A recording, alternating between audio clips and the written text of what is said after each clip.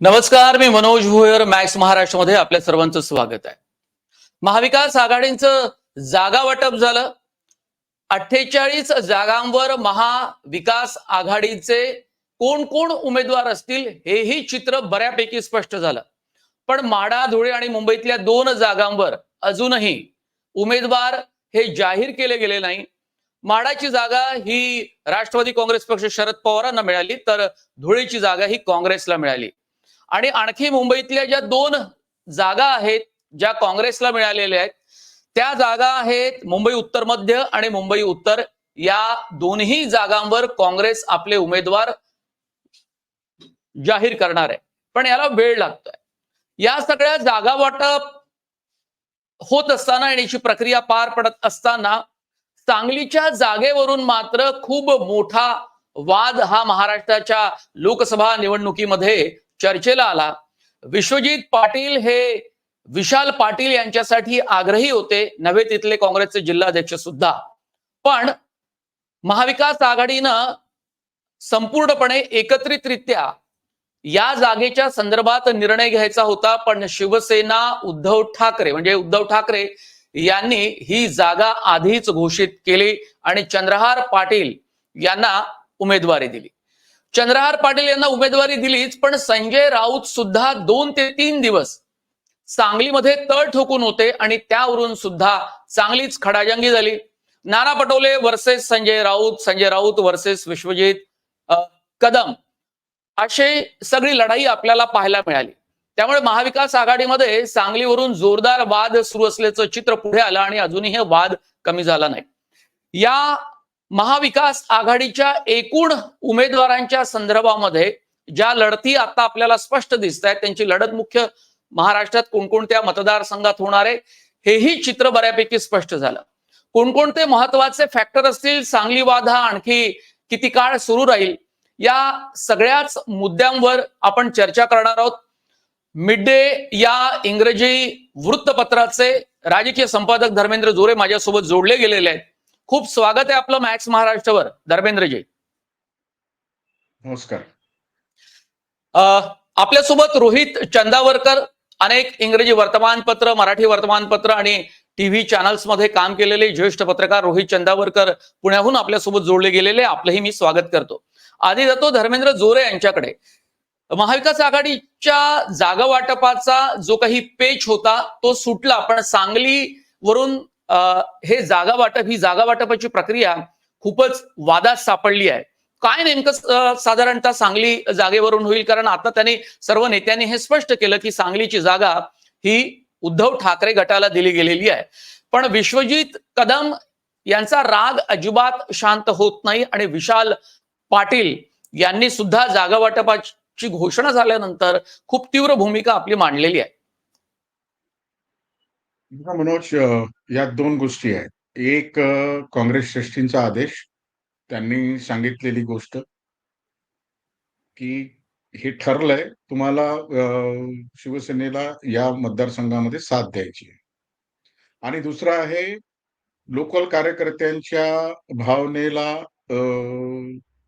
Respect देणे, आदर करणे. त्यासाठी जिल्हा स्तरावरचे नेते आणि जिल्हा स्तराच्या वरचे जे त्यांचे नेते, आज ज्यांचा सर्व सांगलीच्या काँग्रेसच्या नेत्यांनी उल्लेख केला, ते विश्वजित कदम, त्यांना ह्या दोन्ही गोष्टी कंपल्सरी आहे की एक, काँग्रेस श्रेष्ठींचा आदेश पाळणे आणि खाली कॉन्स्टिट्युएन्सीमध्ये, मतदारसंघामध्ये असंतोषाची भावना जशी आहे ती शांत न करता त्याला व्यवस्थित काटर करणे.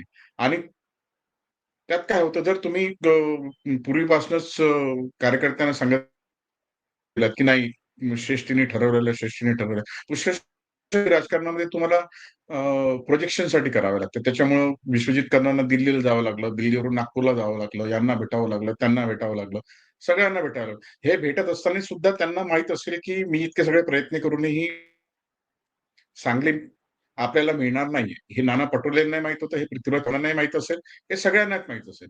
पण शेवटपर्यंत प्रयत्न करायचे असतात आणि ते प्रयत्न तुमच्या कार्यकर्त्यांपर्यंत दिसले पाहिजे. शेवटी सगळे मग एक प्रत्येकाला एक कारण पाहिजे असतं. अपयशासाठी पण एक कारण पाहिजे असतं. एकतर अपयश कोणावरती थोपवता आलं पाहिजे किंवा मग अपयशाचं असं कारण मिळालं पाहिजे, की ते सर्वांना एक्सेप्टेड होईल. तर इथे कोणतं एक कारण आहे, की श्रेष्ठींनी आम्हाला सांगितलं नाही. आणि श्रेष्ठींनी काय सांगितलं, श्रेष्ठी शिवसेनेच्या खूप इन्फ्लुअन्समध्ये आहेत किंवा त्यांना असं वाटतंय, की आपण यावेळी लार्ज हार्टेड होऊन पूर्वीचा जो आपला आग्रह होता, की आपणच मोठी पार्टी आहोत, जिथे जिंकू शकतात किंवा मग त्यांनी ज्या एक्सचेंज केलं म्हणजे याच्या एक कारण हे आहे, की बाजूची कोल्हापूर शिवसेनेने काहीही अडसर न निर्माण करता कोल्हापूर काँग्रेसला दिली, रामटेक काँग्रेसला दिली.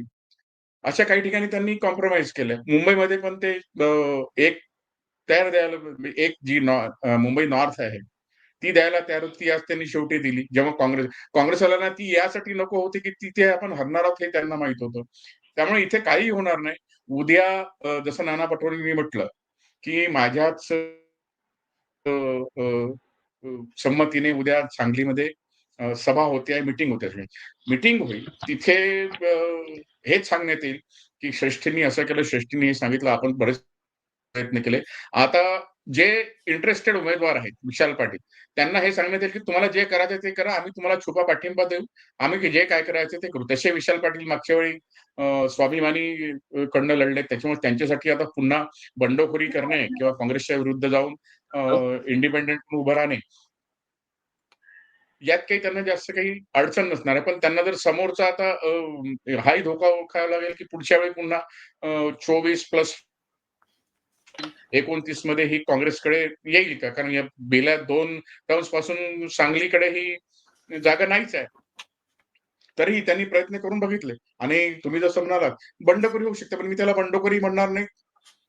होईल काहीतरी तिथे होईल किंवा मग सगळे शांत बसतील, की आपल्याला हा.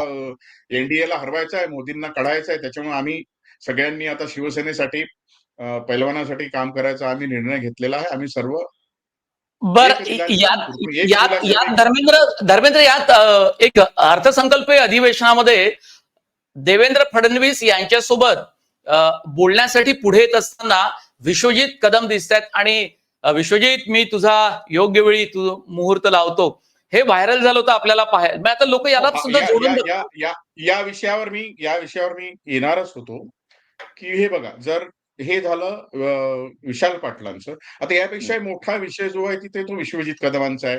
आता विश्वजित कदमांना 1 वर्षापासून, दीड वर्षापासून कारण मिळत नाहीये. असं म्हणतात त्यांच्या काँग्रेसमधले नेते म्हणतात. संजय राऊत तर अगदी प्रत्यक्ष त्यांच्यावरती असा टार्गेट करत होते त्यांना, की यांचं विमान गुजरातकडे जात आहे, यांना काँग्रेसमध्ये जायचं आहे. फक्त नावच घ्यायचं राहिलं तर मग सगळ्यांना समजत होतं. पण आता विश्वजित कदमांना कारण मिळालंय. उद्या ते काय करतात, ते काँग्रेस सोडून ते बीजेपीमध्ये जाऊ शकतात का? त्याची कारणं बरीच आहेत. ती आपल्याला माहिती आहे आणि ती इथे डिस्कस करण्यात इतकं काही कारण तो एवढा रिलेव्हंट पार्ट नाही. तो अगदी म्हणजे काय म्हणतात त्याला घुळून तो एकदम त्याचा अगदी हे झालेला आहे. त्याच्यामुळे तीही कारणं आहेत आणि आता हे त्यांना एक एक चांगलं एक नैमित्तिक कारण ज्याला म्हणतात, ते मिळालेलं. आता बघूया ते जातात का सोडून. ते अगदी. मी बीजेपीमध्ये मी जातात का? अगदी मी रोहित चंदावरकर यांच्याकडे जातोय. रोहित, बघा, आता सांगलीच्या वादामुळे या महाविकास आघाडीच्या जागा वाटपाची प्रक्रियाच खूप चर्चेत आली होती आणि विश्वजित कदम अजिबात हार मानायला तयार नाही. कदाचित त्यांना भाजपमध्ये जावायचं असेल आणि त्यासाठी त्यांनी कारण शोधलं असावं, अशी एक शक्यता साधारणतः दिसते. पण मुंबई काँग्रेसच्या अध्यक्षा आमदार वर्षा गायकवाड यांची नाराजी सुद्धा या पत्रकार परिषदेनंतर अजिबात कमी झालेली दिसत नाही. मुंबईमध्ये 2 पेक्षा जास्त जागा या काँग्रेसला मिळायला पाहिजे अशी त्यांची जी सुरुवातीपासूनची आग्रही भूमिका आहे. खास करून दक्षिण मध्य मुंबईची जागा त्यांना पाहिजे होती, ती त्यांना मिळाली नाही. त्यामुळे त्यांच्या मनातली धुसफूस सुद्धा पत्रकार परिषदेनंतर सुद्धा माध्यमांशी बोलताना आपल्याला पाहायला मिळाली. काय साधारणतः होऊ शकतो याचा फटका या उद्धव ठाकरे गटाच्या उमेदवारांना बसू शकतो का? कारण त्या स्वतः दक्षिण मध्य मुंबईतला धारावी मतदारसंघ आहे, तिथल्या आमदार आहेत.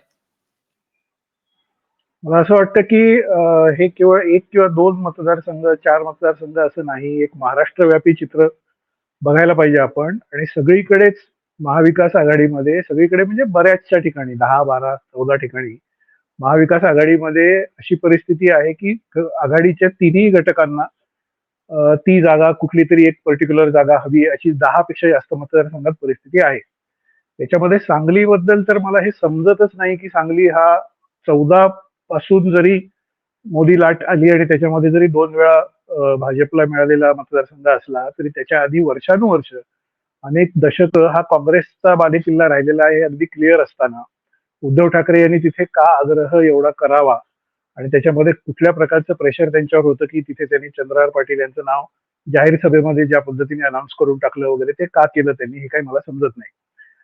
मुंबईबद्दल उद्धव ठाकरे यांचा आग्रह मी एक वेळ समजू शकतो, कारण शिवसेनेसाठी मुंबई हा बालेकिल्ला आहे.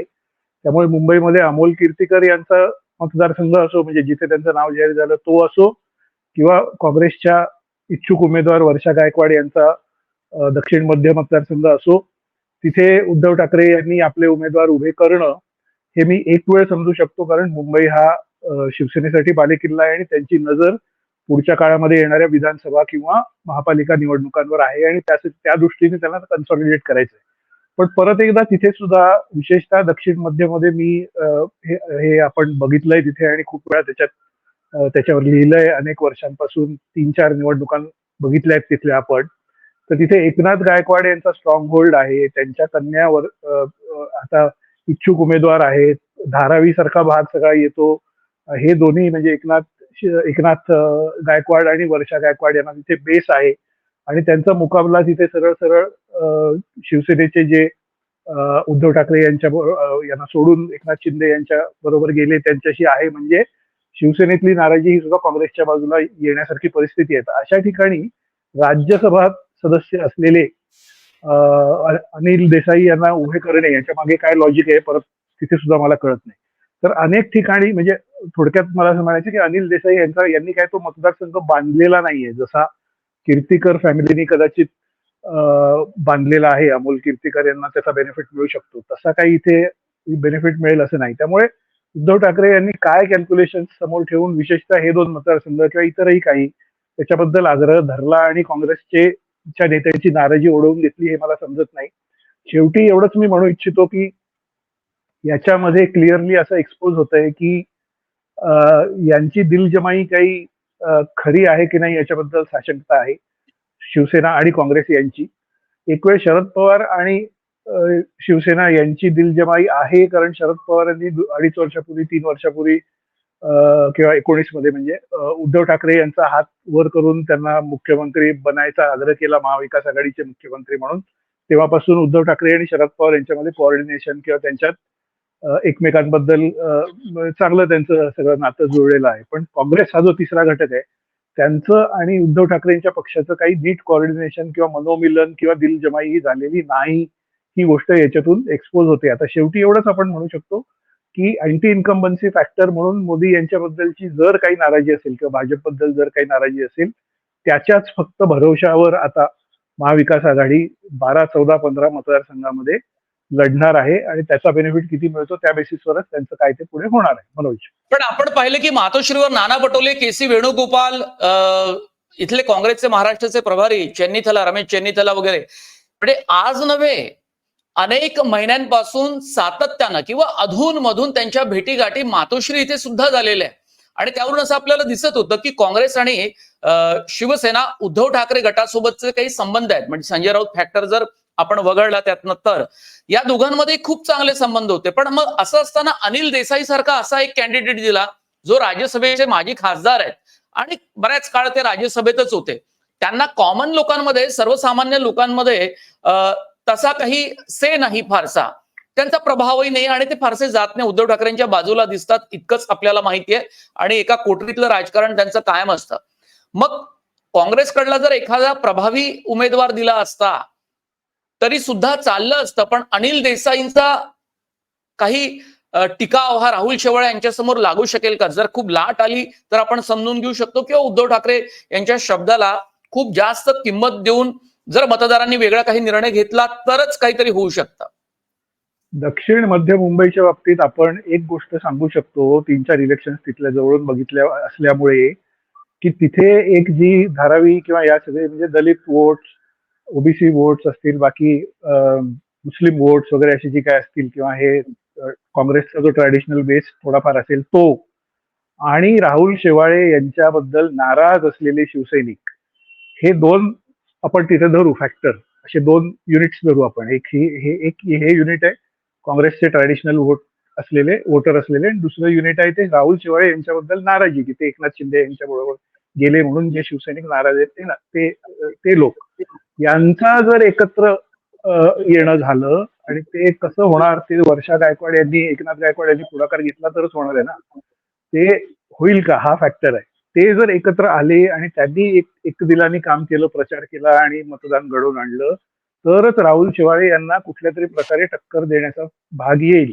नाहीतर अनिल देसाई हे राज्यसभेचे आणि असे एक सोफिस्टिकेटेड आणि थोडे कॉर्पोरेट अशा जगतात शोभावे अशा पद्धतीचे जे आहेत, म्हणजे खरं तर दक्षिण मुंबईला शोभावे, दक्षिण मुंबई मतदारसंघातून शोभावे, मिलिंद देवरा यांच्यासारखे ते आहेत. त्यांचा या मतदारसंघात कसा टिकावं लागेल राहुल शेवाळे यांच्या समोर, अनलेस हे मनोमिलन वर्षा गायकवाड यांची सगळी माणसं आणि शिवसेनेतला उद्धव ठाकरे यांना लॉयल असलेला गट जो म्हणेल की नाही, काही करून आम्ही राहुल शेवाळे यांच्या विरुद्ध कॅम्पेन करूच, असा जो गट आहे तो, हे एकत्र जर आले तर हे होईल. नाहीतर हे होणं अवघड आहे. राहुल शेवाळे यांच्यासाठी ऑलमोस्ट केक वॉक म्हणावा अशी परिस्थिती तिथे आहे असं दिसतंय. मनोज. अगदी अगदी. मी पुन्हा एकदा धर्मेंद्र जोरे यांच्याकडे जातो. एक जागा माढाची आहे, म्हणजे माढाच्या जागेवर महायुतीमध्ये महाविकास आघाडीमध्ये कुठलाही वाद नाही, पण माढाची जागा, साताऱ्याची जागा ही आपल्याला पुन्हा एकदा या लोकसभेच्या निवडणुकीमध्ये खूप चर्चेला आलेली दिसते. माढाची जागा ही शरद पवार गटाला मिळाली आहे, पण त्यांचा उमेदवार ठरवण्यात अत्यंत सावध रीतीनं शरद पवार ही पावलं टाकतायत. माढामध्ये ते स्वतः खासदार होतेच, पण माढामध्ये आता ही उमेदवारी रणजित सिंह नाईक निंबाळकर यांना दिल्यानंतर जो काही वाद पुढे आला सातत्यानं, तो वाद सुद्धा आपल्या बाजूनं संपवला अशा पद्धतीची भूमिका महायुतीची दिसते, खास करून देवेंद्र फडणवीस यांची, कारण त्यांनी वेगवेगळ्या नाराज घटकांना अशी सातत्यानं संवाद कायम ठेवला होता. पण आता मात्र ते विजयसिंह मोहिते पाटील, धैर्यशील मोहिते पाटील यांच्या फंदात अजिबात पडताना आपल्याला गेल्या काही या एक आठवड्यात दिसत नाही. आता या नाराज गटातनं धैर्यशील मोहिते पाटील जे पुतणे आहे विजयसिंह मोहिते पाटलांचे, तर ते उभे राहतील की आणखी काही कुठला महत्वाचा उमेदवार असू शकतो, कारण या जागेवरची उमेदवारी अजूनही ज्या 48 जागा आपण काउंट केल्या त्यातनं ही उमेदवारी जाहीर होताना दिसत नाही. आणि तसं झालं तर तिथलं काय साधारणतः कॅल्क्युलेशन होऊ शकतं? माढ्याची जागा यासाठी महत्वाची, त्याच्या बाजूला सातारा आहे. माढा आणि सातारा ही दोन्ही कॉम्बिनेशन्स आहेत. काही साताऱ्यातले मतदारसंघ हे माढामध्ये जातात. जो माढ्याचे जे 6 विधानसभा क्षेत्र आहेत त्याच्यामध्ये बहुतेक 2 सातारा जिल्ह्यातले आहेत. आणि सातारा जर उदयनराजेंना गेलं, उदयनराजे लढणार असं जवळपास ठरलंय असं बीजेपीच्या लोकांचं म्हणणं आहे. म्हणजे ती सीट तिथेही साहेबांना प्रॉब्लेम दिसतो. साहेबांना अजूनपर्यंत तिथेही एक उमेदवार मिळालेला नाही. श्रीकांत शिंदे यांना देणार आहेत असं ऐकिवात आहे. आणि इकडे धैर्यशील आजच त्यांनी बहुतेक आज की काल की परवा त्यांनी भेट घेऊन निंबाळकरांची, राजेंची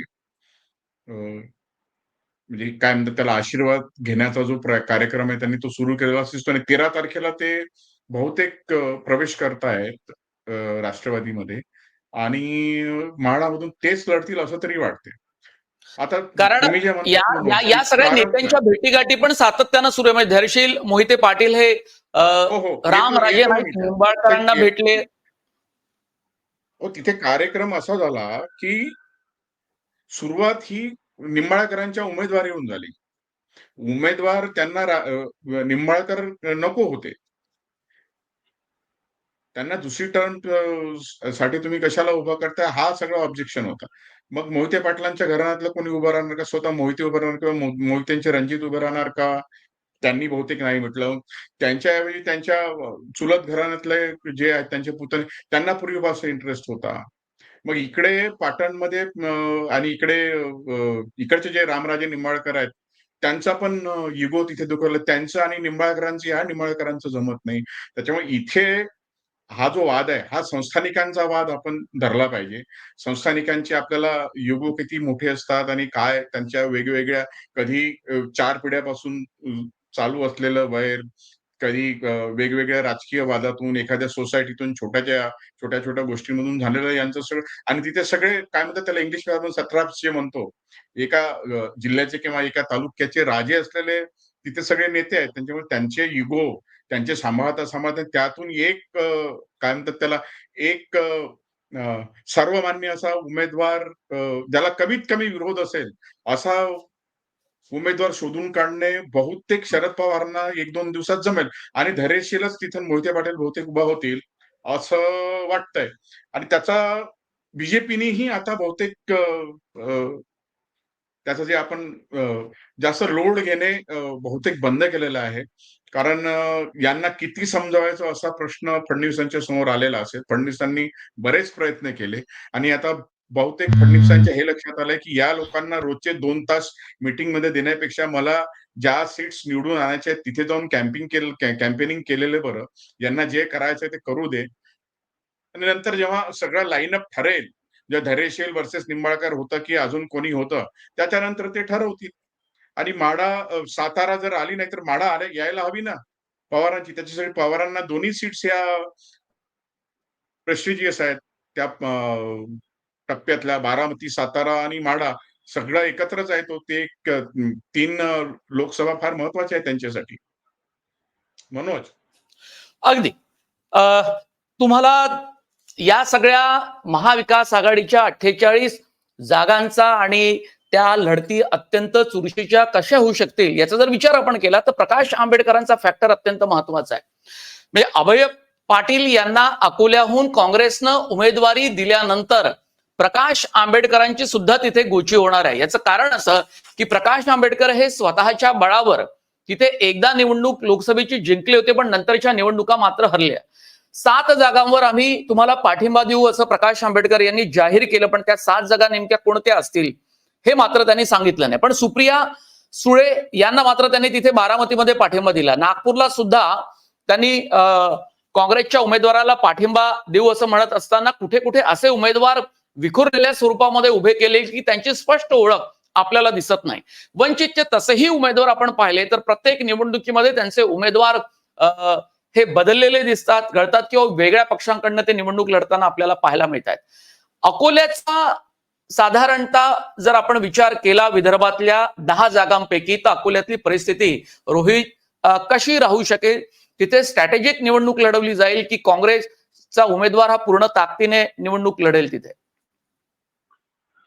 मनोज, अकोला भागाचा माझा काही फार अभ्यास नाही. मला वाटतं धर्मेंद्र जोरे हे आपले मित्र हे जास्त त्याच्यावर बोलू शकतील. पण वंचित बद्दल मी एवढं एक सांगू शकतो की साधारण 4% पर्यंत 3.5%, 3.8%, 4% पर्यंत मतं त्यांनी वेगवेगळ्या मतदारसंघात घेतलेली आहेत 19 साली.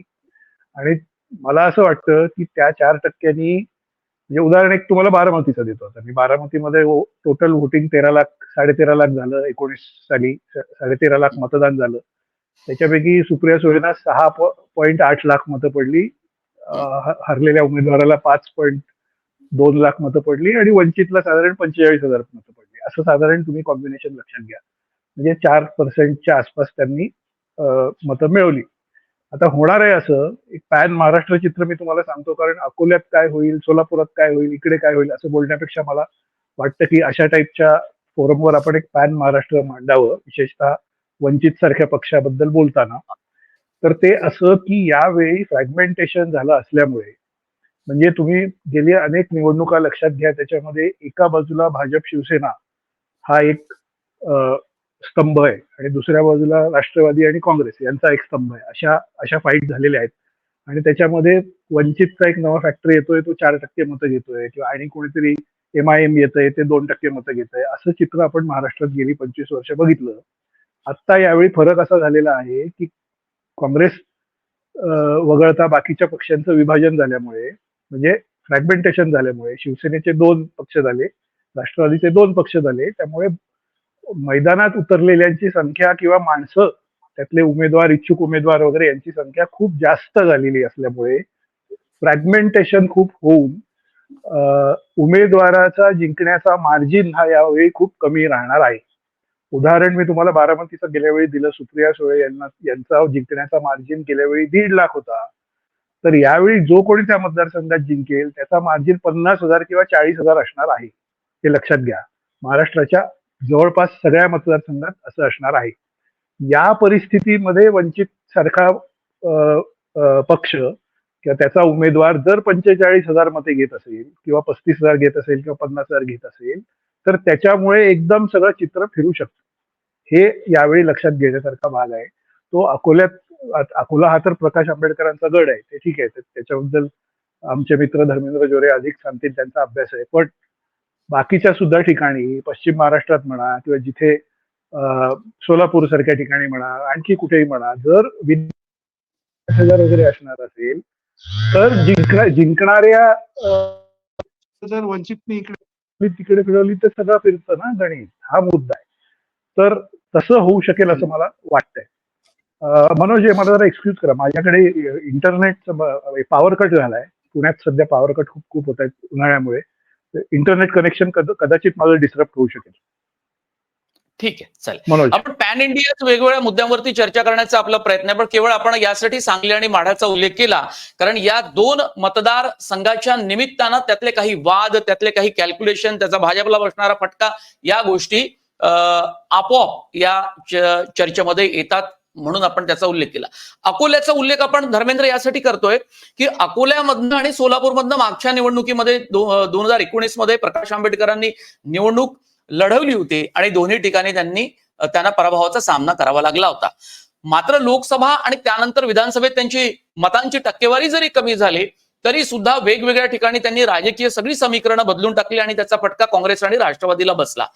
अकोल्यामध्ये म्हणजे सर्व ठिकाणी आपण लढत असताना सुद्धा आणि काही ठिकाणी त्यांनी पाठिंबा दिला असताना सुद्धा अकोल्यात मात्र प्रकाश आंबेडकर यांचं संकट काँग्रेसनं हे वाढवलंय अभय पाटलांना उभं करून. तर या ठिकाणी त्यांना अडकून ठेवण्याचा प्रयत्न होतो का? कारण इतक्या सगळ्या जागांवर उमेदवार उभे केले असताना सुद्धा मला मात्र स्वतः एकाही कोणत्याही जागेवरून निवडून येत नाही याची सल त्यांच्या मनामध्ये ही असणारच आहे. कारण त्यांना लोकसभेमध्ये कितीतरी वर्षांपासून जायचंय पण त्यांना जाता येत नाही. उलट पक्षी त्यांच्या निर्णयामुळे, भूमिकामुळे, त्यांच्या उमेदवारांमुळे राष्ट्रवादी आणि काँग्रेस पक्षासमोरचं संकट हे आणखी वाढत जात असताना आपण पाहिलेलं आहे. धर्मेंद्र, हे बघा, आंबेडकरांचं जे सध्याचं राजकारण आहे ते मला वाटतं त्याचं एकच कारण आहे, त्यांना स्वतःचं एक अस्तित्व बनवून ठेवायचं. मग विधानसभेत जायचं, लोकसभेत जायचं की नाही याचा ते विचार करत नाही. आणि त्यांच्या या वृत्तीमुळे बघा किंवा त्यांच्या त्या वोट कटाव त्यांना जो एक ब्रँड मिळाला आहे आणि दुसरं हे एका वेगळ्या पक्षाची, एका मोठ्या पक्षाची टीम बी आहे किंवा हे जे ब्रँडिंग झालंय त्याचा त्यांना त्रास यावेळी होऊ शकतो जर महाविकास आघाडीने, इंडिया आघाडीने जो आता सध्या ते प्रचार करतायत की काही विशिष्ट पक्ष असे आहेत की जे काही दुसऱ्या पक्षांच्या सोबत अंडरहँड डीलिंग करून त्यांच्या बाजूने फायद्याची ठरेल अशी मतविभागणी करण्याचा प्रयत्न करतात. तर त्यांना तुम्ही यावेळी जरा साथ देऊ नका. तर अशा प्रकारचा प्रचार नागपूरमध्ये सुरू आहे. अशा प्रकारचा प्रचार अकोलामध्ये सुरू आहे. म्हणजे हे मी फक्त व्हीबीएचच म्हणत नाही, वंचितच नाही, हे बीएसवीच्या संदर्भातही चालू आहे. विशेषतः विदर्भामध्ये पहिल्या फेजमध्ये जे इलेक्शन्स ज्या ठिकाणी वोटिंग होईल तिथे. अकोल्याचं असं आहे की अकोल्याचे डॉक्टर अभय पाटील यांना उमेदवारी देऊन खरोखरच काँग्रेसने तिथे रंगत आणली आहे. आणि दुसरं एक म्हणजे त्यांनी मुसलमान कॅन्डिडेट यावेळी दिलेला नाही. ते पूर्वी द्यायचे. त्यांनी नाही दिलं त्याच्यामुळे आणखी हिदायत पुन्हा पटेल ना, काहीतरी हिदायत पटेलला ना द्यायचंय. हां, मागच्या वेळी हिदायत पटेल. यावेळी त्यांनी मुसलमान त्यांनी अगदी म्हणजे हे जरा ठरवून त्यांनी व्यवस्थित, कारण अभय पाटलांना मागच्या वेळी पण पाहिजे होती पण त्यांना नाही मिळाली. त्यांना मागच्या वेळी पण ते 5-6 वर्ष आधीच काँग्रेसमध्ये आले होते आणि ते पूर्वाश्रमीचे राष्ट्रीय स्वयंसेवक संघाचं त्यांचं बॅकग्राऊंड आहे. ते कबूलही करतात. त्यांच्या आता आयडिओलॉजीमध्ये चेंजेस झाले. त्यांनी काँग्रेस त्यांना जवळचा पक्ष वाटायला म्हणून ते काँग्रेसमध्ये गेले.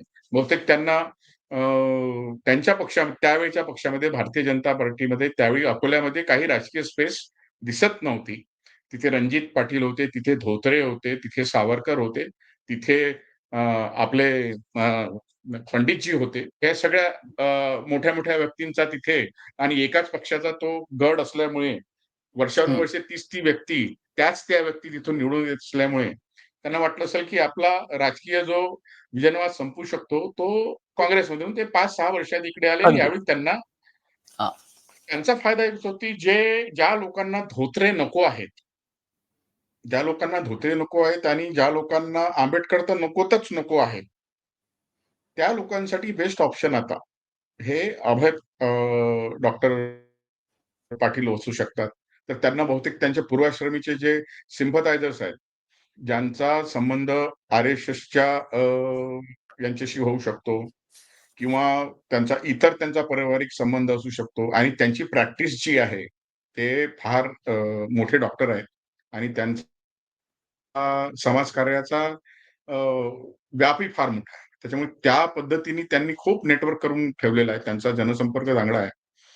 तर तो एक त्यांना फायदा होऊ शकतो आणि दुसरं जिथे तिथे एक आता आंबेडकरांच्या संदर्भात लोकांची काय काय म्हणतात त्याला, काय मत झालेलं आहे? आंबेडकरांना खरोखर एक राजकीय शक्ती असलेला नेता, एक राजकीय शक्ती असलेला पक्षाचा नेता म्हणून लोक डिसाईड करतात, की 2 लाख वोट द्यायच्या ऐवजी मागच्या वेळी त्यांना एक बरेच अकोल्यामध्ये बहुतेक त्यांना 2-2.5 लाख वगैरे काही पडले होते असं वाटतं मला. तर आता जर त्यांना अगदी. 1 लाखाच्या खाली जर वोट्स पडले तर त्यांचं डिपॉझिटही जाऊ शकतं. अगदी. आपण आता चर्चा अगदी माझ्या शेवटच्या आपल्या सांगण्या टप्प्यात आहे. नाही, मा मा माझ्या सांगण्याचा क्रक्स ऑफ द पॉइंट हा आहे, की आंबेडकरांच्या विरुद्ध असा प्रचार सुरू आहे.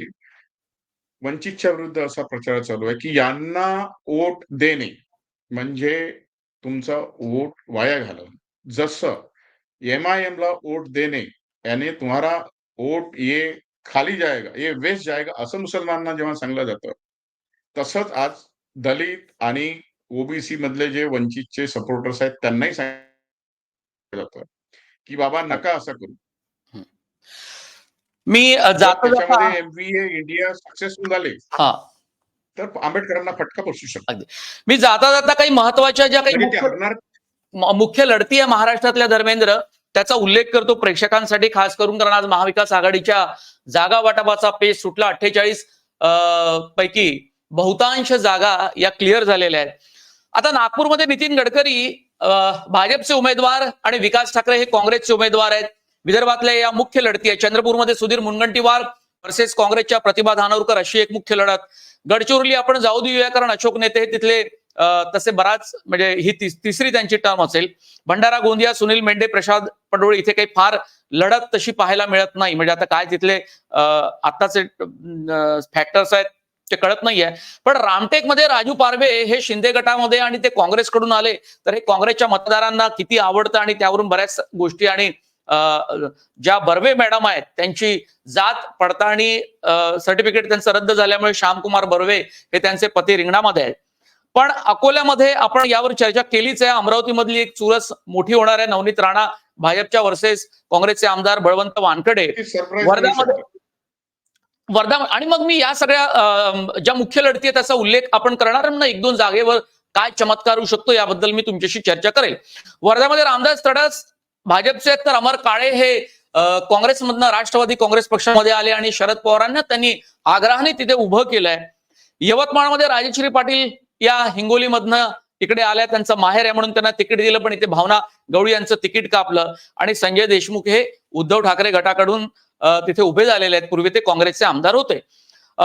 हिंगोलीमध्ये हेमंत पाटलांचं तिकीट कापलं, पण त्यांच्या पत्नीला दिलेलं आहे, त्यामुळे तिथली एक लढत महत्वपूर्ण होणार आहे.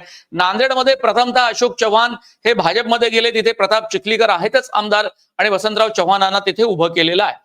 परभणीमध्ये महादेव जानकर यांच्या तिथे उभं राहण्यामुळे ही निवडणूक सुद्धा चुरशीची होईल. तिथे विद्यमान खासदार ठाकरे गटांचे आहेत संजय जाधव.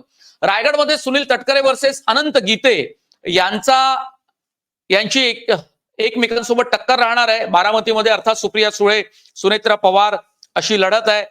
धाराशिवमध्ये अर्चना पाटील या अजित पवार गटात गेल्या. त्या राणा जगजित सिंग यांच्या पत्नी आहेत आणि राणा जगजित सिंग हे तिथले आमदार आहेत भाजपचे. त्यामुळे ही एक अत्यंत वेगळा फॅक्टर आपल्याला पाहायला मिळतो. तिथे ओमराज निंबाळकर आहेत.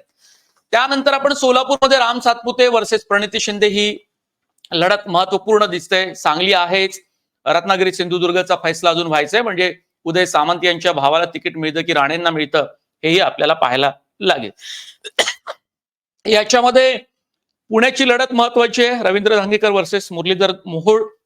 याशिवाय शिरूर अमोल कोल्हे वर्सेस शिवाजीराव आढळराव पाटील. शिर्डीमध्ये सदाशिव लोखंडे शिवसेना शिंदे गटाकडनं लढतायत तर भाऊसाहेब वागचोरे हे उद्धव ठाकरे गटाकडनं लढतायत. पण इथे एक अत्यंत महत्वाचं नाव आपल्याला पाहायला पाहिजे की बबनराव घोलप हे शिवसेनेचे बऱ्याच काळापासून म्हणजे खास करून ठाकरे गटाकडे राहिलेले, पण ते आता त्यांनी शिंदेचा हात धरलेला आहे. बीडमध्ये पंकजा मुंडे वर्सेस बजरंग सोनवणे शरद पवार गटाचे आणि ज्योती मेटे जर उभ्या झाल्यात तिथून तर ही सुद्धा निवडणूक अत्यंत चुरशीची होऊ शकते. नाशिकचा वाद अजूनही कायम आहे. हेमंत गोडसे यांची उमेदवारी जाहीर झालेली नाही. तर कल्याणमध्ये श्रीकांत शिंदे आणि वैशाली दरेकर या ठाकरे गटाकडनं उभ्या झालेल्या आहेत. मुंबईतल्या काही जागा या अत्यंत महत्वाच्या ज्यावर आपण चर्चा केलेलीच आहे. आणि ठाण्यामध्ये कोण शिंदे गटाकडनं उमेदवारी कुणाला मिळते यावर रायन विचारे हे त्याला कसे टफ फाईट देऊ शकतील हे आपल्याला पाहायला लागेल. थोडं मला यातले काही महत्वाच्या ज्या लढती आहेत त्यातले काही खूप अत्यंत वेगळे राजकीय समीकरण आपल्याला धर्मेंद्र पाहायला मिळत आहेत. तुम्हाला जर यावर काही प्रकाश टाकता आला तर. सुरुवात तुम्ही ज्या शेवटच्या ठाणेचा उल्लेख केला तिथून सुरुवात करेल. तर ठाणे शिंदे सेनेला मिळतं का इथून सुरुवात आहे? त्यांना मिळतंय का? इथूनच सुरुवात. त्यांना मिळालं तर त्यांचा कोण तिथे उमेदवार असेल याचा अंदाज अजूनही नाही. बीजेपीला जर मिळालं तर बीजेपीचा उमेदवार बहुतेक ठरलेला. त्यांच्याकडे 1-2 उमेदवार आहेत. नंतर विदर्भातलं पहिल्या फेज अकोला सोबतच बाजूची जी अमरावती आहे ती पण इंटरेस्टिंग होऊ घातलेली आहे. कारण नवनीत राणांच्या विरोधात बरेच लोक उभा झाले आहेत तिकडे. लोक म्हणजे उमेदवार नाही, बरेच इंटरनल ज्याला म्हणतात म्हणजे राष्ट्रवादीमधले लोक त्यांच्या विरुद्ध आहेत. अजित पवार राष्ट्रवादीमधले, शिवसेना शिंदे गटातले त्यांच्या विरुद्ध आहेत आणि काँग्रेस आणि इतर जे आहेत त्यांच्यामधले ते विरोधी आणि बीजेपी मधले विरोधी आहेत. तर या सगळ्या तिन्हींचा सामना करून नवनीत राणा यावेळी कशा जिंकतात हे बघणं फार इंटरेस्टिंग आहे. दुसरं वर्धेकडे आता लेटेस्ट जो रिपोर्ट आहे त्याच्यामध्ये आताच ती लढत तुल्यबळ झालेली लोकांना दिसते आहे, राजकीय निरीक्षकांना. त्याचं कारण एक आहे की 2 टर्म आधीच असलेले खासदार त्यांच्या विरुद्धची अँटी इन्कम्बन्सी आणि अमर काळे जे कॉन्ट्रोव्हर्शियल नसलेले काँग्रेसचे माजी आमदार 3 वेळा ते आमदार राहून चुकले. पण त्यांचं अनफॉर्च्युनेट म्हणा की जेव्हा ते पडले त्यावेळी त्यांचं सरकार बनायचं किंवा जेव्हा ते निवडून यायचे तेव्हा ते ज्युनियर होते त्यामुळे ते मंत्री बनू शकले नाही. नाहीतर ते कधीचेच मंत्री बनले असते आणि एक सात्विक मुलगा म्हणून अशी त्यांची एक हे आहे. आणि दुसरं तिथे सरळ तिथे जर आता बहुतेक तुमच्या चॅनलवरती जातीय समीकरणांचा उल्लेख होतो की नाही हे मला नाही माहीत. पण तरीही मी या स्पेसिफिक वर्धेच्या संदर्भात तिथे निवडणूक ही एकदम 2 पोल्समध्ये झाली. तिथे कंप्लीट पोलरायझेशन झालेलं आहे. नेहमीच होतं. पण यावेळी कुणबी समाजाचा कॅन्डिडेट जे काळे आहेत, अमर काळे ते खूप स्ट्रॉंग असल्यामुळे कुणबी व्हर्सेस तेली हा तिथे नेहमी अगदी. फॅक्टर असतो. त्याच 2 मुद्द्यांवरती उमेदवार पण ठरतात. नाहीतर यावेळी पुन्हा तिसऱ्यांदा यांना उमेदवारी देण्याचं काही कारण नव्हतं बीजेपीला. त्याच एका फॅक्टरमुळे त्यांना एक गेलेली. इतर ठिकाणी त्यांनी हो. बदलवले आहेत. कारण तेली समाजात इतर त्यांना दुसरा कोणी उमेदवार दिसला नसेल. नागपूर काय असेल? नागपूरमध्ये पुन्हा नागपुरातली स्थिती नागपूरमध्ये पुन्हा असाच नागपूरमध्ये डी फॅक्टर खूप चालतोय आता. दलित, मुस्लिम, कुणबी तिथे मी तुम्हाला जो वंचित बीएसपीच्या संदर्भातला जो मुद्दा सांगितला तोच तिथे होतो आहे की तिथे मुसलमान कम्प्लीट एकवटला आहे असं म्हणतात, की जो मुसलमान गडकरींच्या मागे यावेळी मागील 2 इलेक्शन्समध्ये उभा राहिला, तो थोडा त्याला तोडण्याचा प्रयत्न एमव्हीए कडून सुरू आहे. दुसरा दलित समाज ते ज्या पद्धतीचं कॅम्पेन चालू आहे कॉन्स्टिट्यूशन आणि आंबेडकरांची घटना वगैरे या संदर्भात, त्याच्यामुळे तो समाज अस्वस्थ आहे. तो समाज आपल्याकडे कसा वळवता येईल आणि मॅक्सिमम कसा आपल्याकडे वळवता येईल, बीएसपी आणि इतर लोकांकडे जाणार नाहीत याची काळजी विकास ठाकरेंचे कॅम्पेन करणारे लोक घेत आहेत. आणि तिसरा जो आहे तो कुणबी समाज. ते विकास ठाकरे कुणबी समाजाचं जसं अमर काळे आहे तसंच तिकडे कुणबी समाजाचं आणि तिथे अ, जरी गडकरी अजातशत्रू असले, तरी गडकरी आणि फडणवीस या सगळ्या लोकांच्या राजकीय जीवनामध्ये, राजकीय प्रवासामध्ये त्यांची जात ही नेहमीच आडवी आलेली आहे. तर त्यांच्या पक्षाला 123 मिळाले, 150 त्यांना 125 गाठणं त्यावेळी सोपं होतं. म्हणून त्यांना 2014 मध्ये मुख्यमंत्री पद देण्यात आलं. म्हणजे त्यावेळीचा तो सरप्राईज होता. म्हणजे 95 नंतर जोशींनंतर, मनोहर जोशींनंतर फडणवीस मुख्यमंत्री बनले. तर नागपुरात तो जो एक मी ब्लंटली सांगतोय कारण मी नागपूरचा आहे. नागपुरात माझी बरीच वर्ष गेलेली आहेत. त्याच्यामुळे तो जो एक एक तिथला एक जातीय संदर्भ आहे ना, तो जातीय संदर्भ खूप इलेक्शन्सच्या वेळी स्ट्रॉंग होतो. तो प्रत्येक ठिकाणी होतो, पण इथे या ठिकाणी जास्त यावेळी तुम्हाला अगदी. स्ट्रॉंग झालेला असेल आणि तोच जास्त जोराने रेटण्याचा डीएमकेचा प्रयत्न इथे आहे. गडकरींना त्याचा त्रास होईल असं आजच अगदी मला अगदी अगदी नागपूरच्या मित्रांनी सांगितलंय. आता बघूया काय होतं अगदी ते. खूप आणि धन्यवाद धर्मेंद्र जोरे. रामटेकला एवढं काही नाही. रामटेकला बरोबर, एवढं अगदी काही नाही. अगदी म्हणून आपण नागपूर, वर्धा, अमरावती आणि चंद्रपूर याचा उल्लेख केला. खूप धन्यवाद धर्मेंद्र जोरे. मिड डेचे राजकीय थँक यू. संपादक आणि रोहित चंदावरकर यांनी सुद्धा या चर्चेमध्ये सहभाग घेतला. पुण्याहून ज्येष्ठ पत्रकार, दोघांचे खूप मनपूर्वक धन्यवाद व्यक्त करतो आणि ही चर्चा इथे संपवतो. ही चर्चा आपल्याला कशी वाटली आपण कमेंट बॉक्समध्ये जरूर कळवा आणि आपण जर आमचं मॅक्स महाराष्ट्र हे डिजिटल न्यूज चॅनल सबस्क्राईब केलं नसेल तर ते बेल आयकॉनवर बटन दाबून जरूर करा. खूप धन्यवाद.